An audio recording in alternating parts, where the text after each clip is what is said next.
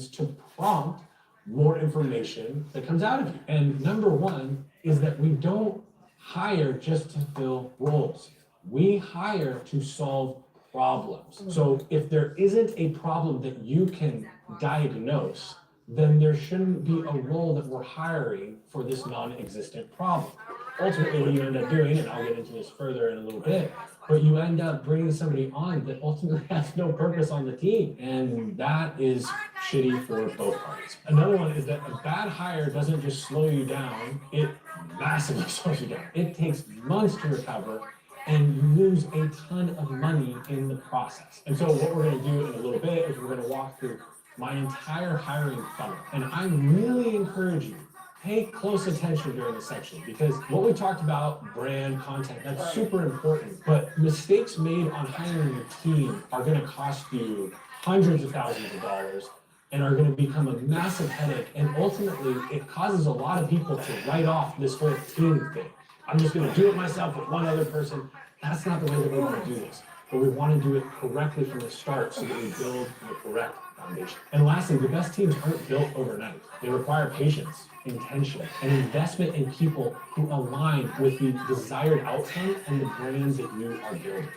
So with that, let's dive in. All right, so first, before we hire anybody, let's define what we need, okay? So define your needs before hiring. There's what you need and there's what you want. We are only going to hire on the prior, what you need. A lot of people hire way too quickly and they hire for roles that they think they're going to need. They've maybe heard people mention like, you need this, da-da-da-da-da.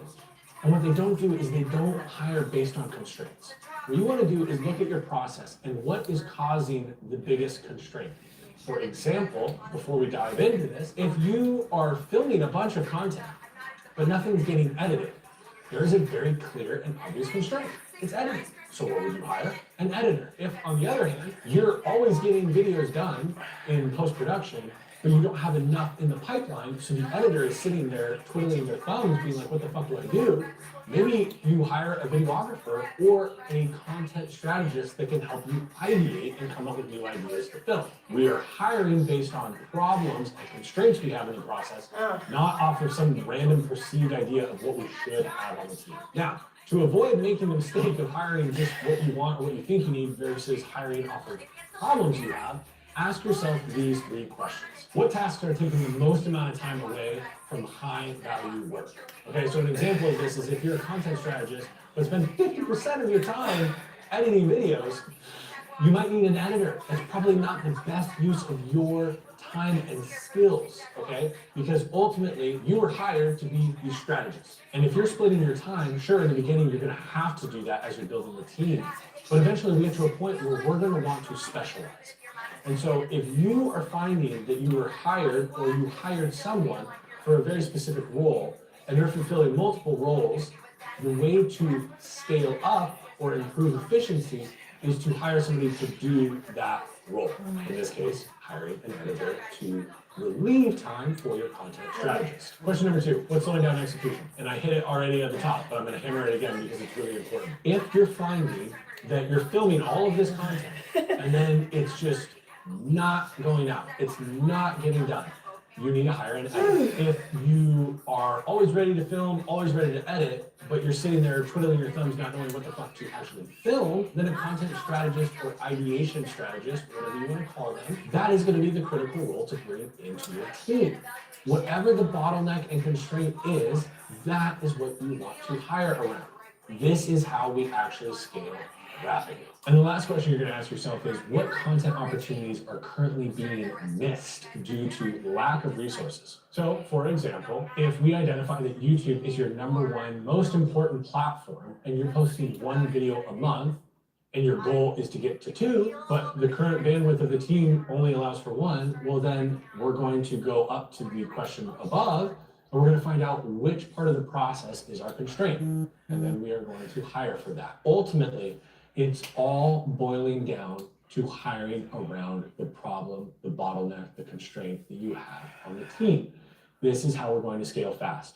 If you hire 5 editors, but editing isn't your constraint, you just brought on a lot of cost for no gain because you don't have enough input to match the output the editors can accomplish. Please prioritize hiring for bottlenecks over convenience. Just because you're really good at hiring videographers doesn't mean that you need to hire 5 of them. You want to make sure that when you're hiring to create more leverage, not just offloading busy work. In fact, oftentimes what you can find is as you bring more people on, you can actually eliminate the busy work because you start to recognize the big tasks that actually move the lever for the team. Ultimately, we're not just trying to lighten everyone's load, we're trying to accelerate execution and the impact that each individual has for the collective team, which drives bigger impact for the brand at large. Now, a huge mistake I see a lot of people make is they hire for general skills, not platform-specific needs. What do I mean by that? Well, there is this very interesting split in our world that is occurring right now. You have great DPs, people that are great at filming beautiful videos. You have editors that are incredible at editing these beautiful commercials or these long-form films that you see going out on Netflix, etc. And they are incredible editors at their craft. But what a lot of people don't recognize is a great editor for a Netflix film is not a great editor for a YouTube video. They are very different skills and very different needs. Same for the videographer. A VP that works on some like Amazon or Hulu documentary is going to have a very different set of skills than somebody who is filming, let's say, a vlog for one of the YouTubers, one of the big YouTubers online, okay? Completely different needs. And right now, we're still in the early stages of really understanding the nuance and difference between those kind of creatives.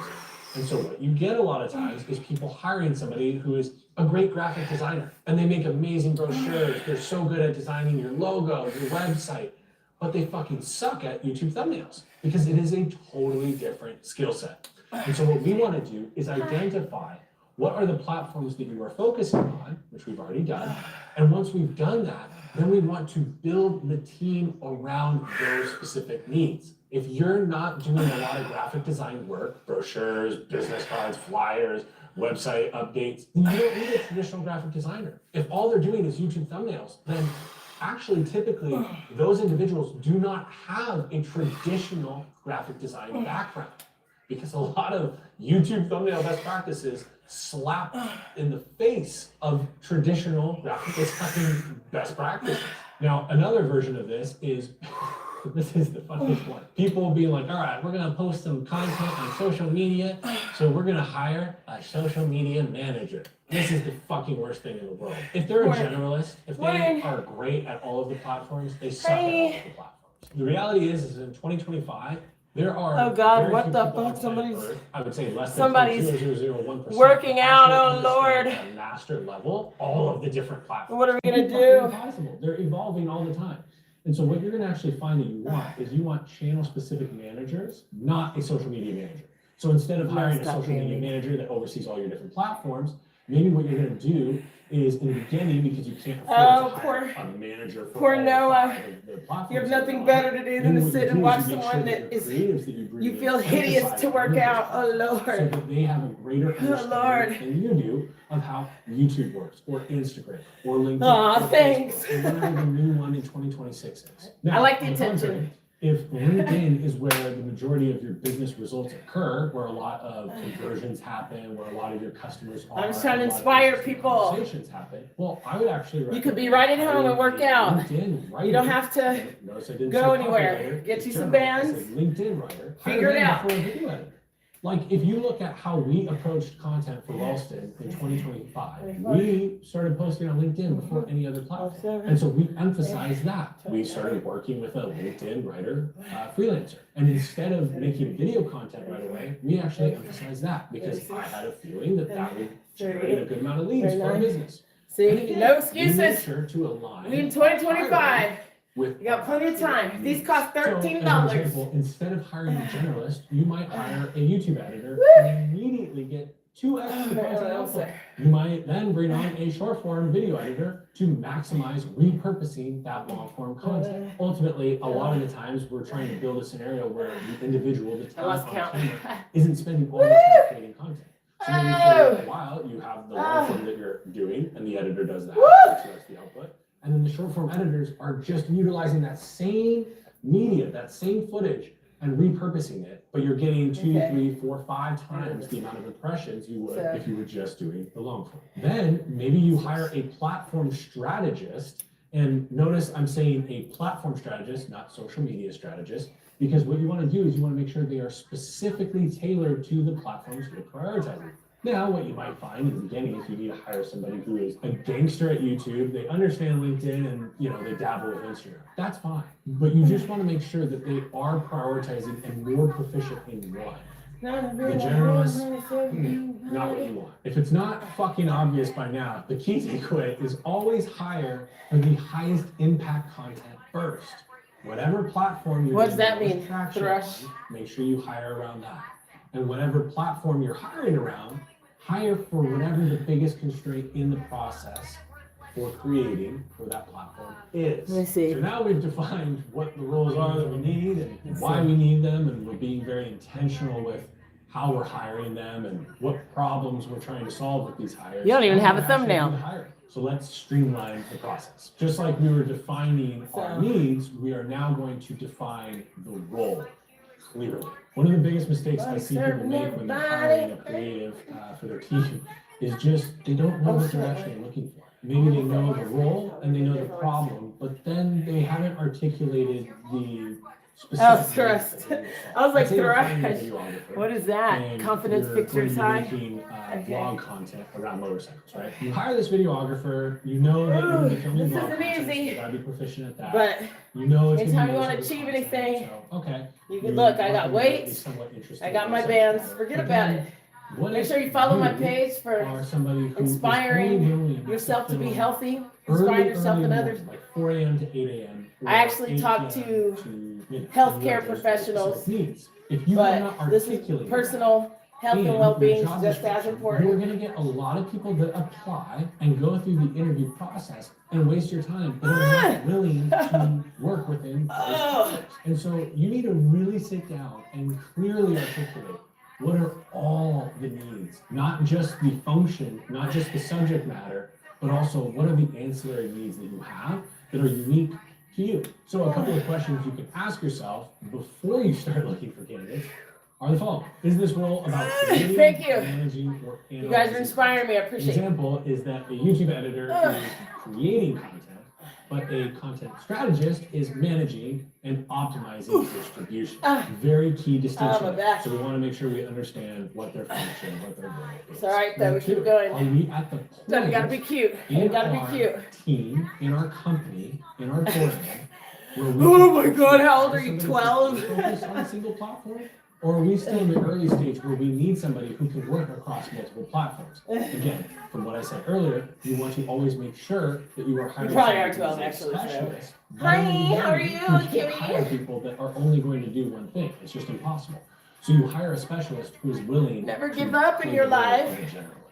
And they do end up taking on multiple platforms. This needs to be clearly defined and articulated, not only for yourself, but for the candidates. Number 3 is, how does this role contribute to the bigger picture? This is really important because, one, you want to know it so that you can justify paying this person, but also you want to always be tying the individual, once you hire them, what they are doing to the big picture, to the vision, to how the company, how the brand is scaling and growing. If you do that, it gives them way bigger purpose and allows them to see themselves in that role, in that organization for a lot longer. And again, please remember, I'm just going to keep emphasizing this throughout it because it's so important. Every hire should be brought on to remove a bottleneck, to solve a problem, and allow the team to execute faster and more effectively.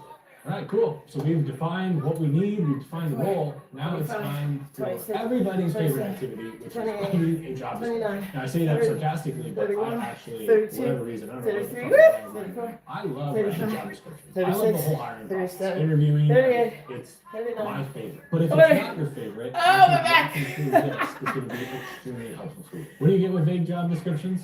Vague. Let's see, how much longer I have. Be very specific with responsibilities and expectations. So I like to use the 4 R's. I have another half an hour to go. I don't think I'm going to do the whole one today. The different 4 R's. I actually to be honest, describe what each R is and then walk you through an actual job description that I have here right in front of me on my phone. So the first R is role. What contribution is this individual making to the organization? We'll see. What function do they have within the team? So for this job Thank description, you. this is for a brand. I know it's already been. It's a 55-minute workout Company in is total. looking for a brand director to build and scale the CEO's personal brand across YouTube, LinkedIn, and other key platforms. What next? This role requires a deep understanding of content strategy, social media growth, and personal brand development. You'll be responsible for transforming CEOs' thought leadership into an influential digital But presence. you know what? You gotta start somewhere, guys. Entrepreneurs, business leaders. You gotta start and somewhere. leaders. So that's the Period. role part of You know, the job and you can description. start right in your So living now we room. move down to You ain't gotta be- responsibilities. What are they You going know what I to mean? own? That's important to Tasks realize. are they going to own on a daily? You start working out in your living room. Basis. This is a very extensive one. So The woman that I do under workouts with. responsibilities, we Hold have on, it let me turn. broken Let me down pause into it. different subsections. First one is content strategy and execution. So I do workouts. We're on like a break. We're about to move into the next exercise, but I just want to say that I work out with her every morning, 5 a.m. Well, it's Monday, Tuesday, Thursday, and Friday, but obviously there was a holiday. So I said, you know what? I could just take off. I'm like, well, I could just work out on Saturday morning and just work out for a few minutes. So that's what I'm doing. That's why I said, I don't know if I'm gonna do the whole workout, but it's still better than none. Like I'm already half an hour in. So do you think that's still gonna make a difference? Of course it is, you know?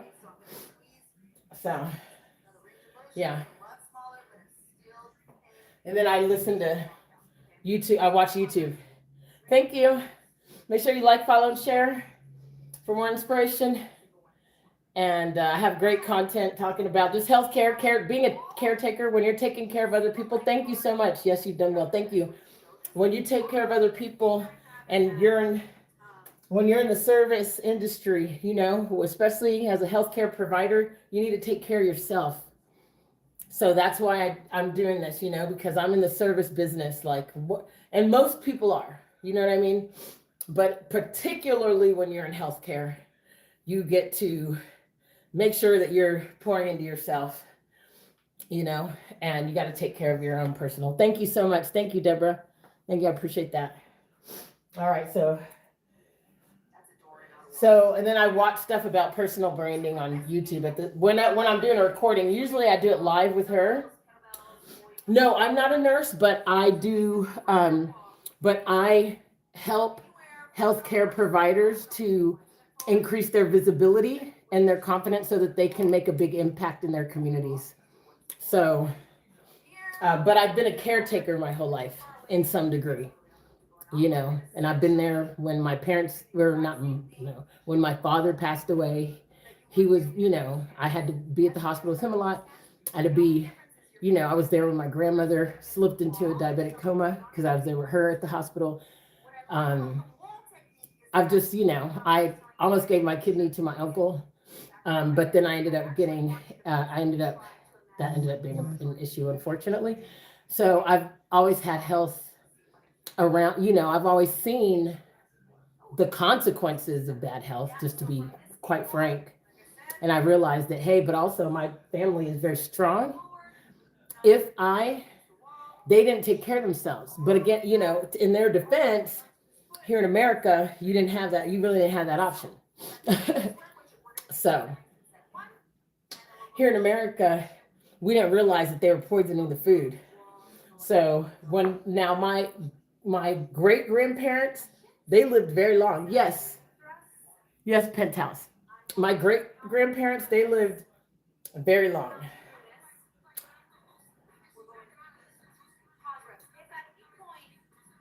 Oh shoot, okay. Hold on, I gotta change my orientation here. Okay. Oh. Okay, hold on. Whew. Don't I be with Jim, honey, serving everybody? Honey, no. Okay.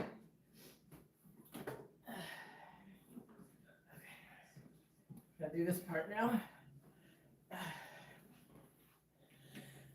Anyway, my point in saying all that is that No, I don't know if this is the right. No, I better not use this.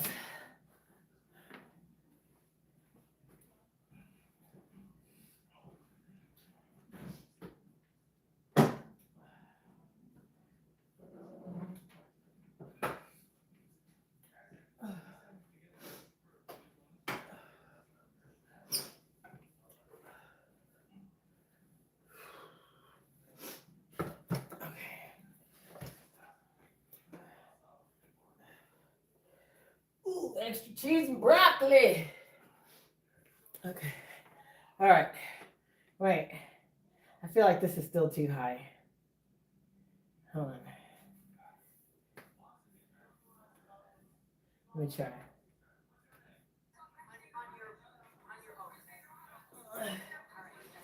No, this is too high. All right, well, I'm gonna go, guys. Thank you for being so. Oh, you know what? Maybe I'll do. Hold on. I'm just not in the mood to do these. I'll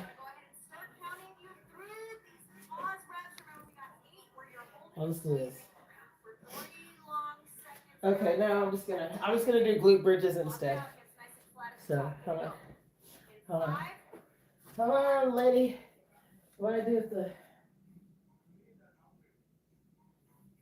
extra cheese and broccoli? Gonna be the J Money serving everybody.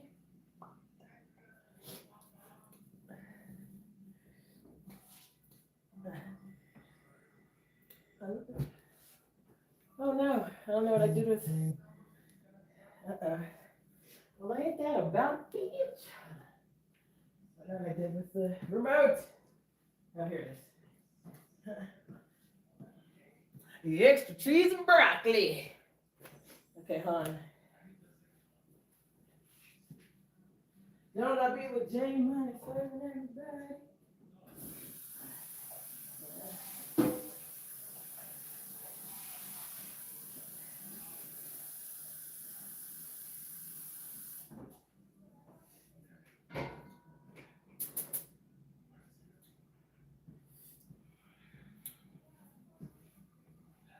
The extra cheese and broccoli.